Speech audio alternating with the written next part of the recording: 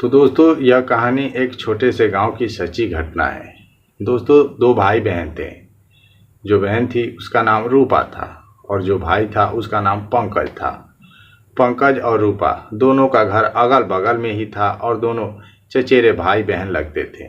और जो पंकज था वो बहुत ही सीधा शांत किस्म का लड़का था, बेवजह किसी से बात नहीं करता था। और जो रूपा थी वह बहुत ही खूबसूरत थी और दोस्तों अपनी पढ़ाई लिखाई करके घर पर बैठी हुई थी और शादी करने के लायक हो चुकी थी। और उसकी शादी का चिंता उसके पिताजी को अब सताने भी लगा था।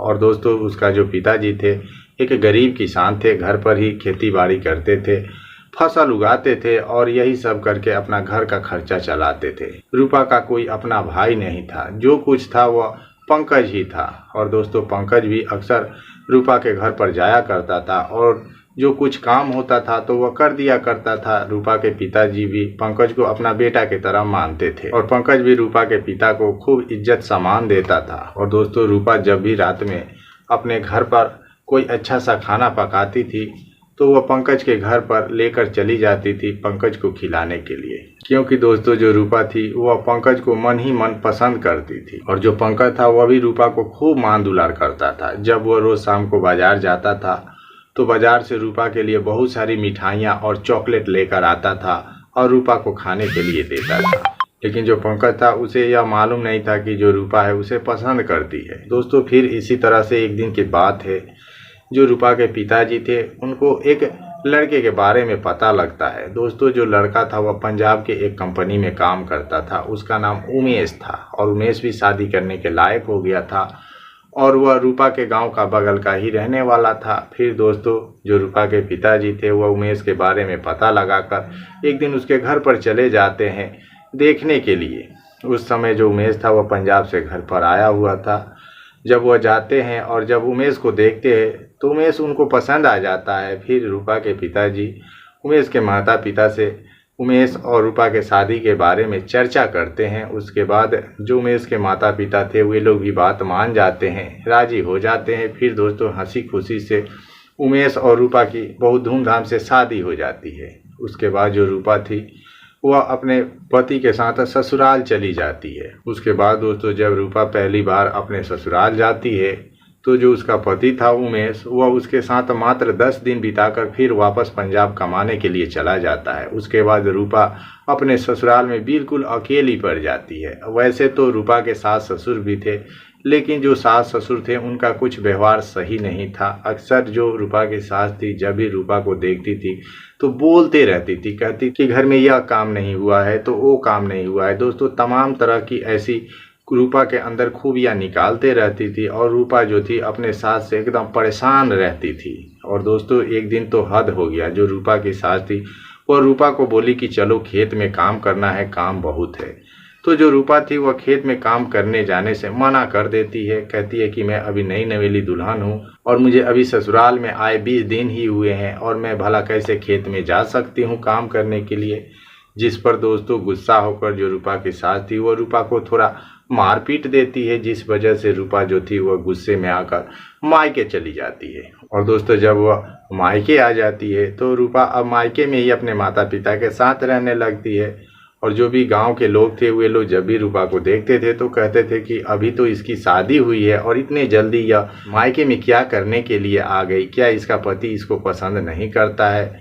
लेकिन जो रूपा थी वह सबको यही बात बोलती थी कि उसका जो पति है उसको मायके बोला है जाने के लिए और वह खुद प्रदेश चला गया है। फिर दोस्तों, एक दिन की बात है, बरसात का मौसम था और बारिश झमाझम हो रही थी और सभी गांव के लोग खेतों में धान की रोपनी कर रहे थे। और दोस्तों, उसी दरमियान जो पंकज था वह भी अपने खेत को रोपनी के लिए तैयार कर चुका था, लेकिन दोस्तों उसे कोई मजदूर ही नहीं मिल रहा था जिससे वह अपने खेत की रोपनी करा सके। फिर दोस्तों वह बहुत परेशान था।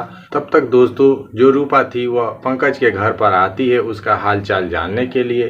तो वह बताता है रूपा को कि रूपा देखो, मेरा खेत जो है वो रोपनी के लिए तैयार है लेकिन मजदूर नहीं मिल रहे हैं। तो रूपा कहती है पंकज तो इसमें घबराने वाली क्या बात है, मैं हूं ना, चलो कितना खेत है तुम्हारा, मैं धान की रोपनी कर देती हूँ। उसके बाद दोस्तों जो पंकज था वह रूपा को कहता है कि नहीं नहीं, तुम हाल ही फिलहाल में अपने ससुराल से विदा होकर मायके में आई हो, लोग क्या सोचेंगे। तो रूपा कहती है लोग क्या सोचेंगे, खाने के लिए थोड़ी ना देंगे। उसके बाद दोस्तों जो रूपा और पंकज थे दोनों खेत में चले जाते हैं और धान की रोपनी करने लगते हैं। और तब तक दोस्तों उनको रोपनी करते करते दोपहर के 2 बज जाते हैं। उसके बाद दोस्तों जो पंकज था वो रूपा को कहता है कि रूपा मुझे तो बहुत जोर से भूख प्यास लग चुका है। तो रूपा कहती है कि बस अब थोड़ी सी ही बच गई है, चलो इसको पूरा कर देते हैं, उसके बाद दोनों आदमी घर चल के खाना पीना खा लेंगे। बाद पंकज जो था वह धान की रोपनी करने लगता है। और दोस्तों उस समय खेत के चारों ओर कोई लोग नहीं थे, एकदम सुनसान पड़ा हुआ था। और दोस्तों पास में ही एक गन्ना का खेत था।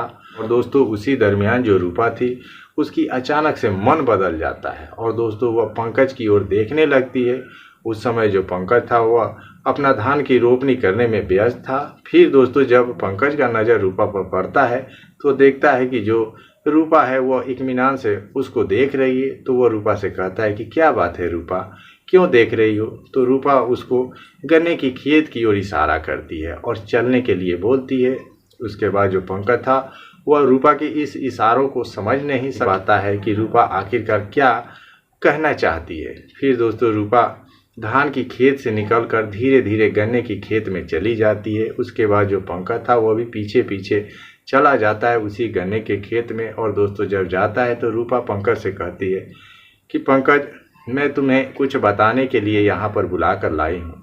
तो पंकज था बोलता है बोलो क्या बोलना है। फिर कहती है रूपा अपने पति के बारे में, जो मेरा पति उमेश है वह मेरे लायक नहीं है, मुझसे शादी करके वो अपने घर ले गया लेकिन 10 दिन के बाद ही वो मुझे अकेले छोड़कर प्रदेश चला गया और मेरी जो अरमान है वह एकदम अभी अधूरा है, ढंग से पूरा भी नहीं किया। उसके बाद दोस्तों जो पंकज था तो कहता है रूपा भला इसमें मैं तुम्हारी क्या मदद कर सकता हूँ।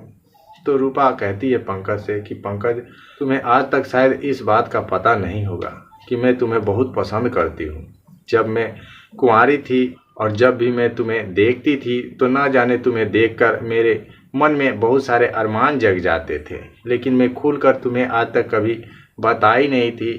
उसके बाद दोस्तों जो पंकज था वह रूपा की भावनाओं को समझता है और दोस्तों वह भी अब रूपा के आंखों में देखने लगता है। फिर दोस्तों रूपा और पंकज दोनों एक दूसरे के आंखों में देखते ही देखते सारे रिश्ते सारे मर्यादों को वे उसी गन्ने के खेत में तार तार कर देते हैं। उसके बाद दोस्तों लगभग 3 घंटे के बाद जब दोनों एक दूसरे से अलग होते हैं तो जो रूपा थी वह पंकज को कहती है कि असली खुशी क्या होती है पंकज, आज मुझको तुमसे यह मिलकर पता चला है, वरना जो मेरा पति उमेश है आज तक तो वह मुझे खुश ही नहीं कर पाया।